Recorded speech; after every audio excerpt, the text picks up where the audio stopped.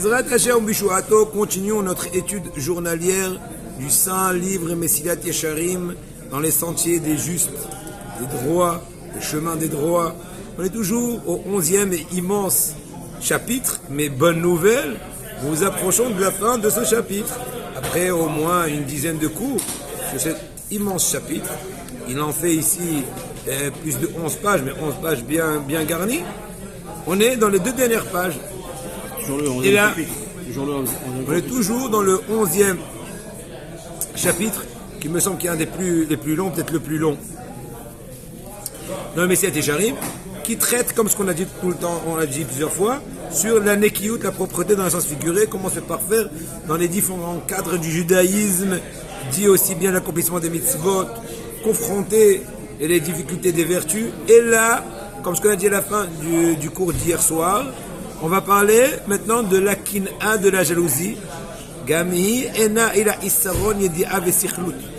La jalousie provient d'un manque de conscience, ou plutôt de bêtise, de sottise, d'aspect idiot, qui haine, d'idiotie, qui haine à mécaner, celui qui jalouse son ami, n'est-ce pas, il ne gagne rien de par cette jalousie. Est-ce que tu penses que ta jalousie par rapport à ton prochain va combler le manque que tu penses qu'il t'a fait faussement? Tu te fais en fait des imaginations fausses. S'il est riche, moi aussi je veux être riche, je lui en veux, entre guillemets. C'est quoi quand tu envies quelqu'un? C'est comme si tu lui en veux. Si on pousse l'idée, c'est de la kfira, c'est de l'hérésie. Pourquoi?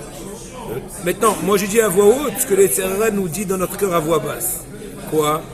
Hachem Haz Veshalom aurait un capital limité. Ce personnage aurait trop pris. Il m'a pas assez laissé. Je lui en veux. Je l'envie. C'est le fin fond de la pensée de celui qui a envie. Parce que si tu veux du principe que celui qui a donné 1 million, il peut m'en donner 10. Et s'il ne me l'a pas donné, est-ce que peut-être je ferai avec ça des gaffes?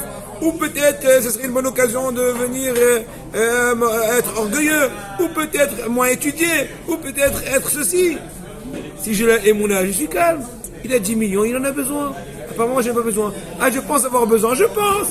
Mais qui dit que j'ai raison? Extraordinaire.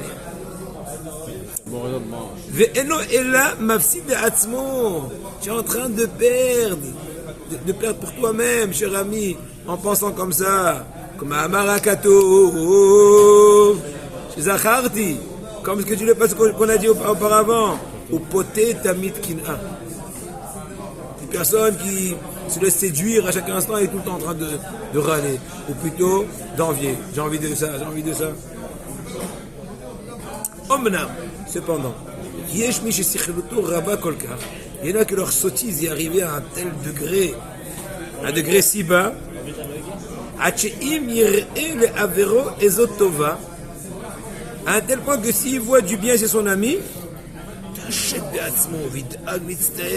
rentre en panique, en tristesse, esprit étriqué, il se fait du mal, à un tel point que tout le bien qu'il a entre les mains, qui n'est pas évident, pas tout le monde a le bien qu'il a, beaucoup plus que le strict minimum, peut-être même il a du bien, outre son mauvais comportement, ça ne vaut rien à ses yeux. Tellement il a du mal de la jalousie qui s'est créée de ce qu'il a vu chez l'autre. C'est ce qu'il dit le sage, Shlomo HaMelech, dans Michelet, ce qui cause la moisissure des os de l'homme dans la tombe, c'est la jalousie. C'est une personne qui n'est pas jalouse, elle ne va pas moisir. Hier, j'ai pensé à un truc profond, très fort. J'ai vu dans un sefer, c'est le même sujet, d'un certain Rabbi Reuven Shalom Sharabani, qui était le beau-frère de Rav Ben Tzia Bachar, on en a parlé. Il raconte là-bas dans sa biographie, il raconte là-bas au début du livre, que quand on l'a invité à faire une dracha dans un lieu, plusieurs fois il faisait participer ses élèves dans ses pensées. Est-ce qu'il va honorer certaine invitation d'aller faire une dracha quelque part. Un des calculs, mis à part les honneurs, les faux honneurs, t'as bien parlé, ouais, t'es captivant, t'es marrant, t'es sympa, t'es renforçant. C'est bien qu'ils le disent eux, mais est-ce que moi je dois m'attendre à ça? Ils risqueraient de me monter la tête faussement, bien sûr. Mais encore, et là c'est fort, peut-être que le Rav qui se trouve là-bas, de façon habituelle, quotidienne, quand il va voir combien on m'a donné d'importance, il va commencer à se poser des questions à lui. Je ne suis pas assez intéressant, mes cours ne sont pas au même degré de profondeur, etc. Il dit plusieurs fois, c'est une des raisons pour laquelle je ne vais pas, je veux bien faire Zikouï Rabbi, mais si j'ai un arrière-calcul connaissant le lieu de l'enseignement qui risquerait de causer des trucs comme ça, je ne veux pas. Je m'abstiens.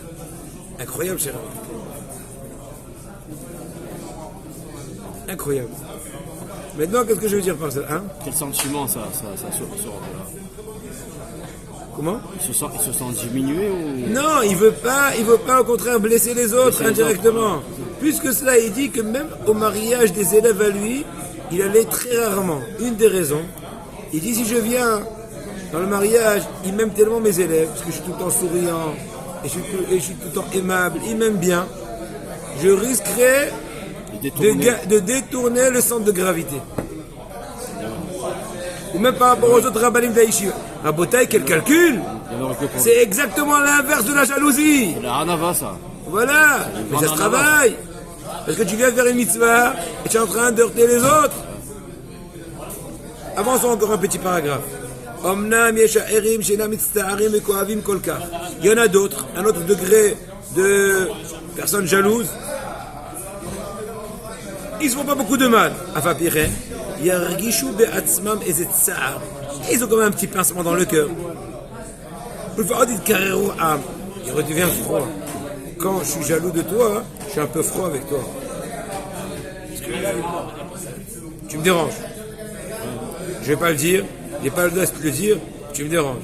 Bonjour. Le Otam et Ad Olé, leur esprit va se refroidir quand on voit quelqu'un qui est en train de grimper à un certain degré.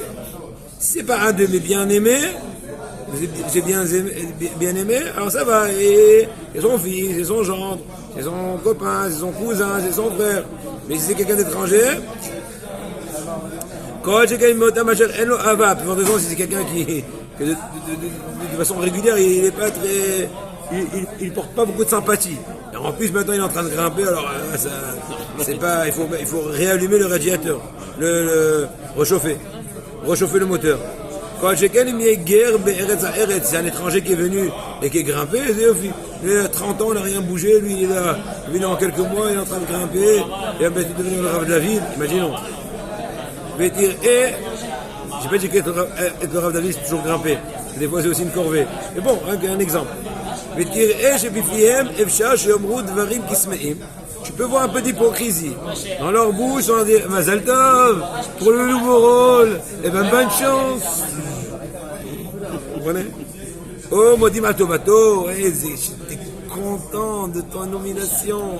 J'étais content. Arlibam, Rafé Bilibam. Mais à l'intérieur, leur cœur est mou, et fade, et il est pincé. C'est une chose que la majorité des gens souffrent de cela. Même s'ils sont pas, ils n'expriment pas une pleine jalousie, ils ne sont pas complètement nettoyés des séquelles de la jalousie. Quand chacun imba'al umanuto masiyahba, pas de raison s'ils sont celui qui a le même métier que toi, il réussit mieux que toi. Il faut se travailler. C'est la émouna rabotan.